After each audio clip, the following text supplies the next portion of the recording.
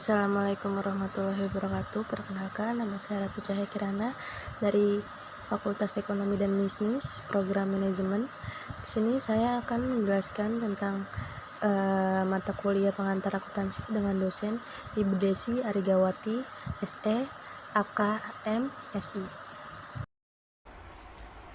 Di sini saya akan menjelaskan tentang analisis dan transaksi. Analisis merupakan kegiatan yang penting dalam tahapan siklus akuntansi. Analisis transaksi digunakan untuk mengetahui pengaruh dari transaksi terhadap akun-akun sehingga membentuk persamaan dasar akuntansi. Transaksi bisnis ialah suatu peristiwa ekonomi yang secara langsung merubah keuangan suatu entitas bisnis. Berikutnya, analisis transaksi yang diperluas. Analisis transaksi dikatakan kegiatan penting dalam tahapan siklus akuntansi. Seperti apa siklus akuntansi itu? Siklus akuntansi merupakan tahapan-tahapan dalam pencatatan juga penggabungan data yang terproses. Siklus akuntansi yang akan kita bahas saat ini dimulai dari transaksi, jurnal, buku besar. Persamaan akuntansi dasar. Terdapat 3 elemen kategori dalam persamaan akuntansi. Yang pertama ada aset. Aset adalah segala sumber daya yang dimiliki oleh perusahaan. Yang kedua ada liabilitas. Liabilitas adalah klaim terhadap aset, yaitu utang dan kewajiban yang ada. 3. Ada ekuitas. Ekuitas adalah klaim kepemilikan pada total aset. Hubungan di antara ketiga elemen tersebut seperti gambar berikut. Ada aset, liabilitas, plus ekuitas. Hubungan tersebut adalah persamaan akuntansi dasar atau basic accounting equation. Aset harus sama dengan perjumlahan dari liabilitas dan ekuitas. Contoh transaksi. Di bawah ini terdapat beberapa transaksi atau peristiwa ekonomi. Transaksi yang terjadi pada Firmari & Co, sebuah kantor akuntan publik di Prancis. Untuk bulan Agustus diperlihatkan di bawah ini. Buatlah analisis berbentuk tabel yang memperlihatkan pengaruh dari transaksi-transaksi tersebut pada persamaan akuntansi yang diperluas seperti yang diperlihatkan dalam ilustrasi 1-10. Pertama, perusahaan menerbitkan saham biasa dan menerima uang tunai sejumlah $25.000. 2. Perusahaan membeli peralatan kantor seharga $7.000 secara kredit. 3. Perusahaan menerima kas sebesar $8.000 atas jasa yang dikerjakan. 4. Perusahaan membayar biaya sewa sebulan ini sebesar $850. 5. Perusahaan membayarkan dividen secara tunai sebesar $1.000 ke para pemegang saham. Lalu aset plus liabilitas plus ekuitas. Transaksi pertama itu kas masuk $25, lalu modal saham masuk $25. Yang transaksi kedua, peralatan masuk $7.000, utang usaha $7.000. Yang transaksi ketiga itu kas masuk $8.000, lalu bahan itu masuk $8.000 juga. Transaksi keempat itu kas berkurang $850, beban berkurang $850 juga. Transaksi kelima itu kas berkurang $1.000, dividen berkurang $1.000. Jadi 150$ tambah $7.000 sama dengan 38.150.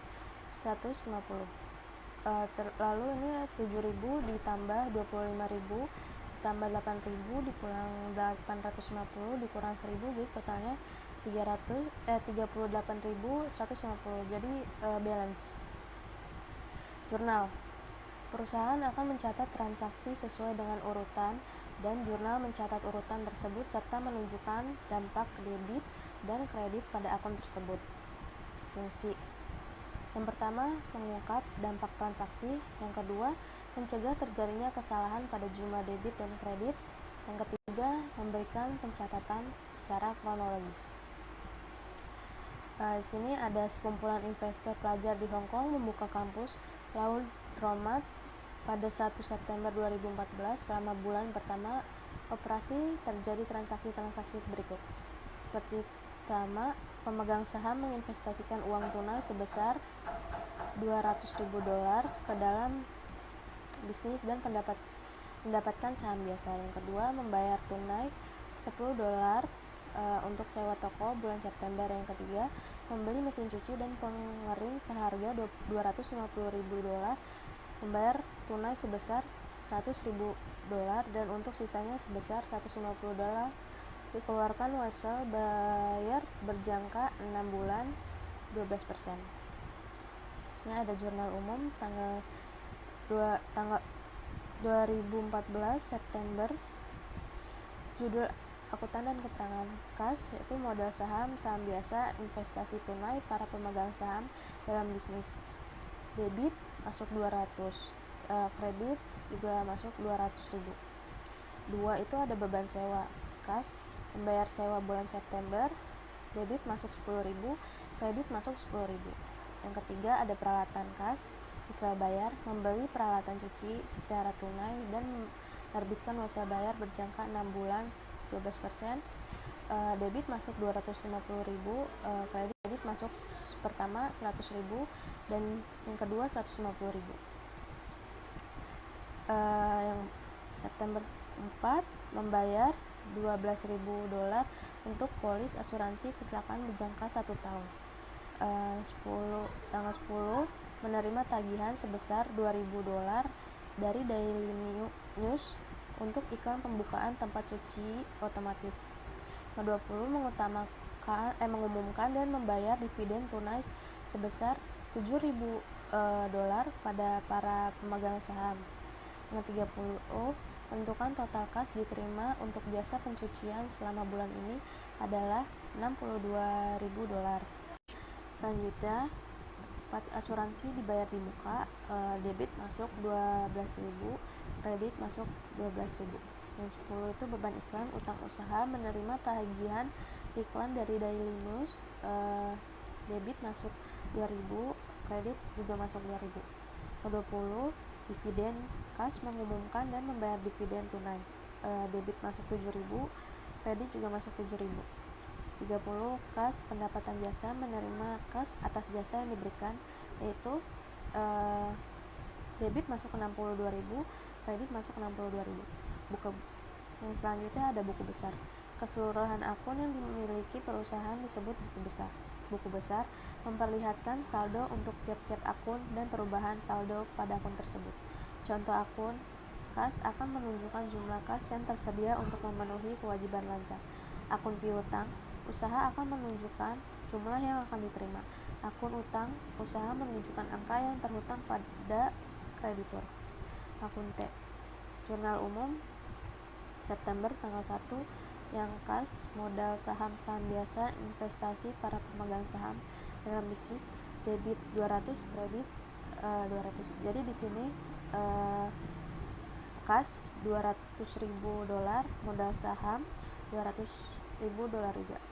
Neraca saldo atau trial balance adalah kode akun dan saldonya pada suatu waktu, biasanya terletak pada akhir periode akuntansi.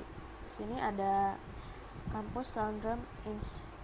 Neraca saldo per 30 September 2014. Pertama, kas, asuransi dibayar di muka itu $133.000,